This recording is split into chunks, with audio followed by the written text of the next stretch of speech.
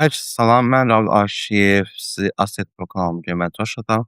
Bugünkü mövzumuz zonalar haqqında olacaqdır. Ümumiyyətlə zonalar ki, zonalara bölünür. Bu bir short zonasıdır, bir də ki, long zonasıdır.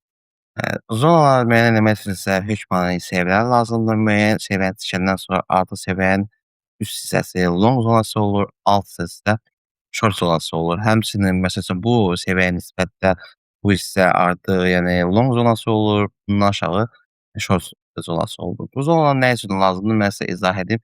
Müəyyən vaxtda məsəl üçün qiymət deyək ki, burdadır, burada oynayırsa, qiymət buralarda oynayırsa belə, siz burada ancaq yəni aşağı short pozisiyası aça bilərsiniz. Yəni qiymət burada olduğu halda siz lonqu göstərsə belə long pozisiyası siz aça bilməzsiniz də.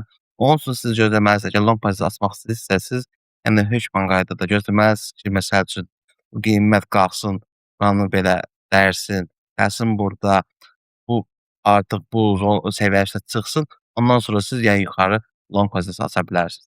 Amma hal-hazırdakı vəziyyətdə məsəl üçün, yəni qiymət burdadırsa, siz yəni bu dəyər keçməmiş siz bura long pozisiyası aça bilməzsiniz. Hökmən short pozisiyası almalısınız. Çünki hal-hazırda alət özü short zonasında yerləşir.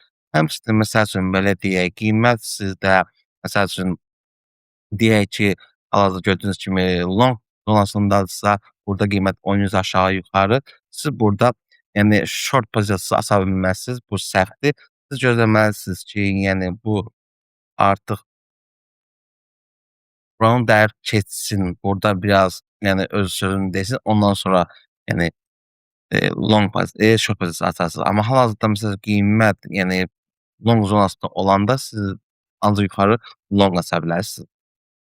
Bu zonalar çox önəmlidir. Çünki deyək ki, məsəl üçün burada dəstək səviyyəsi varsa və siz short pozisiyası açmaq istəyirsinizsə, yəni ola bilər ki, bu dəstək səviyyəsi sizə yəni qoymasın, yəni qiymətin aşağı getməsinə, ona görə də sizi vurub stop loss'a çıxardacaq. Təbii ki, söz yox, siz yəni bunu dərk etsəz də, yəni burada da təbii ki, yəni bu short atsaz belə, sizi yəni gələcəkdə stopdan çıxarda bilər. Lakin yəni təcrübə əsasən çox vaxt yəni stopun sayını yəni azaltmaq baxımından hökmən bu səviyyələr zonalar 2 yerə bölünür və short zonası ayrı olur, long zonası ayrı olur. Və siz təbii ki, səviyyədən aşağı, yəni short zonası pozisiyası açsaz, siz yəni stop alsaz belə stop sayı baxımından, yəni siz qabağa düşə bilərsiniz. Zona haqqında məlumat bu qədər idi.